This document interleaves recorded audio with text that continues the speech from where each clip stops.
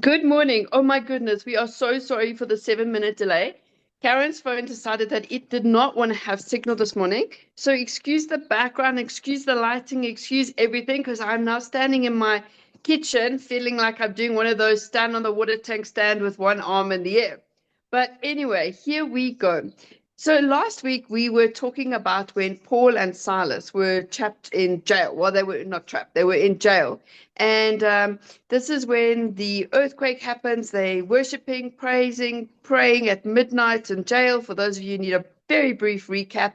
And the prison doors open and they don't actually leave. And the whole message about last week was inviting God in instead of asking him to get me out of here. So let's say that we did that last week. We now invited God in. He stepped in and everything. And let me tell you, if it was anything like me, it was one of the best feelings. Absolutely amazing. Amazing revelation, amazing everything. And then what started happening towards the end of the week? The thief. That thief that comes in the dark to steal and destroy, the false prophet, the wolf in sheep's clothing.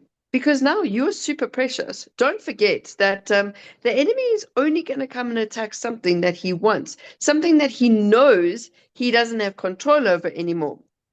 So in steps this devil, let's name it at that. And they start putting the thoughts in your head like, has God really stepped in?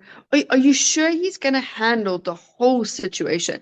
Maybe you should take back just a little bit of control. And what happens to our humanness? We start thinking about that like, oh my gosh, this is not happening like I thought it was. This is not happening in my time.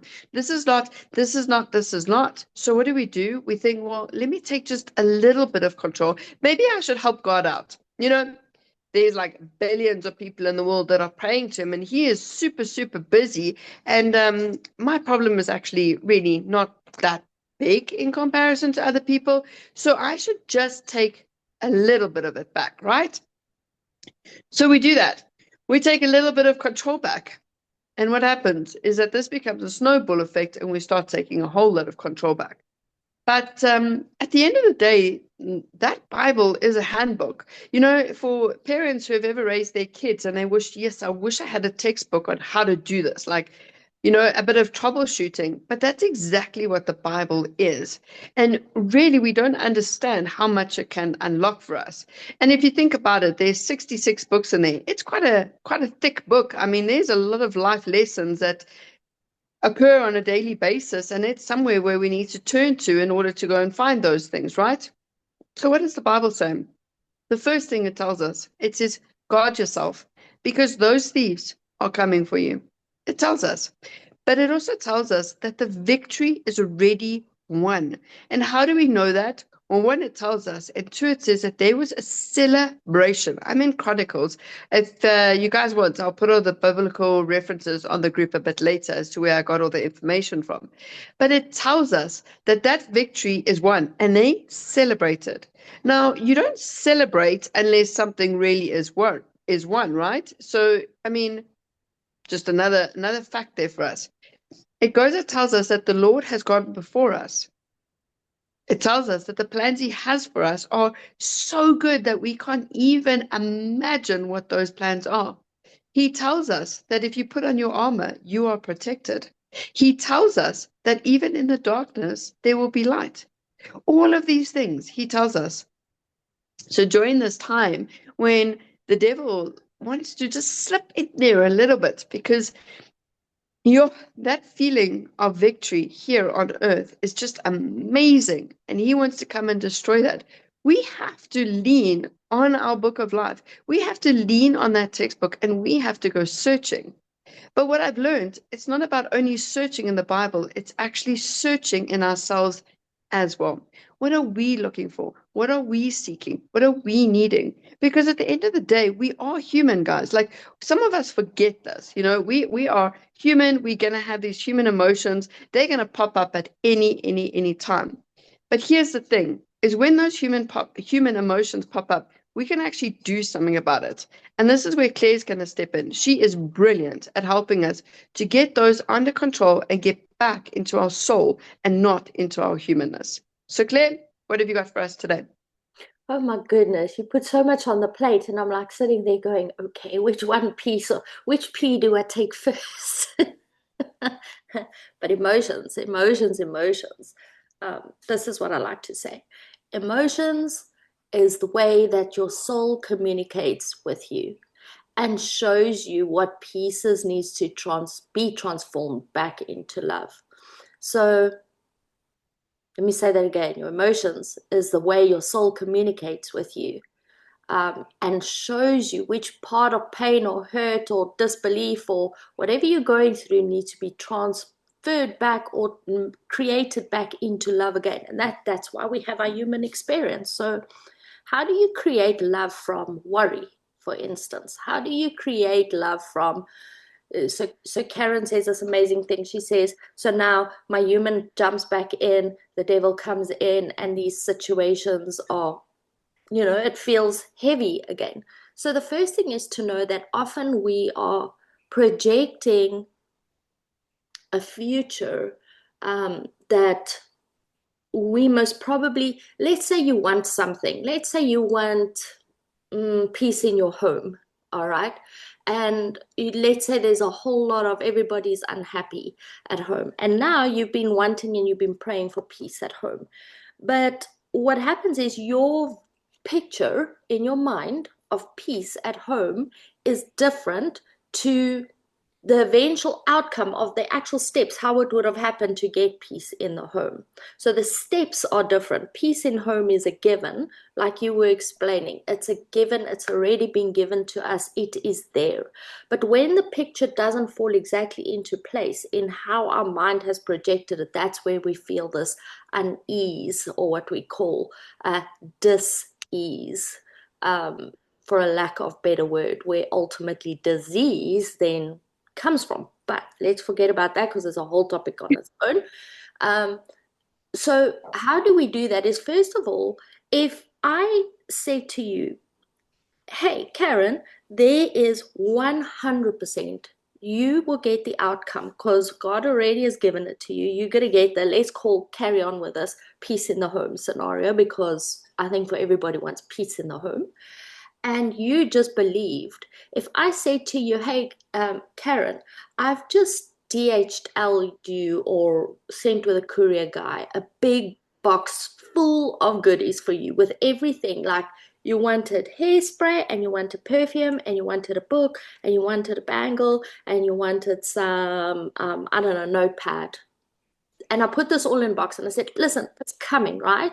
You're not going to sit there and wonder every step, like, where is the courier guy? Where is he now? On what flight are they? Did the flight get there enough? You kind of just trust it's there, right? And it's going to arrive at your door when it arrives at your door. And this is what the Bible speaks about. We're celebrating the moment that it arrives. We're not doing every single step and phoning them every 2 minutes and going, where's my parcel? And this is the faith, the part of faith that comes back in. So, number one, check. If you are feeling uncomfortable, is it because you have projected phoning the courier guy every 2 minutes? Have you projected and it's not going your way? Or are you going, this is coming, I need to focus on something else? It's a big mind shift if you're not used to that, because we're so used to controlling every single little step. So when the step doesn't plan the way you wanted it, then we are a little bit upset. Just a teeny, teeny little bit upset. But think of everything you've done in your life. Everything you planned has never worked out the way you planned it in your head. It's always taken a different route. You still got the outcome, but it's taken a different route, right? So why are we holding on to the planning of how the event must come to us? So it says there, they're celebrating. So how do we do this? Is if you ask for something, I want you to try this for a moment. Try on this jacket, okay? Let's say you wanted, I don't know, peace in the home, all right? Go 30 days beyond receiving in your mind, because we're really good with creating in our mind. So go sit in your moment, close your eyes for a second, and go 30 days beyond already receiving that peace in the home. And your home is peaceful now for 30 days, and sit in the feeling of that. That is your work, not planning the steps on how it got to you. And the more you feel into that, the more ease you have. You know it's there, the celebration, it's already yours. And guess what? You're celebrating now just like they did. They were celebrating before the event happened, right? And that's one of the biggest ways of it's actually a part of the lost book of Thomas, where he actually teaches you how to pray like this. That wasn't put in the Bible, which is interesting because this is the exact step, but yet it's said in the Bible how to do it, but he just explains it like we did now, you know? And I think for all of us is if we can take our eyes off the how and on the celebration, that's going to be good for us. And in the meantime, while you have this uneasy, is just go back and say, oh, I'm controlling this. Okay, go back to the feeling of 30 days. It's already happened. It's already in my lap. That's the way how I'm supposed to be doing this. And then just close your eyes, take a deep breath, and just feel that moment. You're going to feel that whole thing switch over, and that ease is going to ease off your chest. So I hope this is a big one, and it's one of the bigger one of the courses we do, one of the bigger lectures, which is like a 2-hour event. But I hope that the very condensed version is somehow landing for whoever's needing this morning. No, I love that. And I'm so glad you mentioned the courses. Guys, Claire has the most amazing courses available. So if there's ever a topic that you actually want to dive in deeper, explore more, like just, yeah, go deeper on it, please reach out to her and see if you can hook yourself up. So they really, really are super, super helpful. I absolutely loved when you said that you have to stop and just ask yourself, what's happening here? Is this my human? And that becomes one of our biggest things that we talk about really often is to stop and what does the Bible say? Take that thought captive. As soon as you've taken that thought captive and realized, oh my gosh, I'm thinking like this, I'm taking control of this situation. No, hang on 1 second. I actually handed this over to God. God's come in, He's in control. It changes everything. And in that moment, you can have that breath and be like, oh, I'm so glad I can release that back to Him. Sorry, I took it over, but I release it back because that's ultimately what we want to do. Mm. Anyway, guys, let's start this week off in prayer. We can bow our heads. Our Father, who art in heaven, hallowed be thy name. Thy kingdom come, thy will be done, on earth as it is in heaven. Give us this day our daily bread, and forgive us our trespasses, as we forgive those who trespass against us.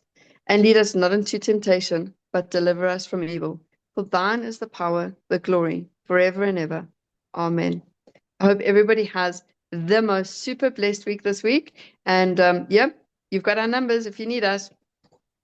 Bye, everybody.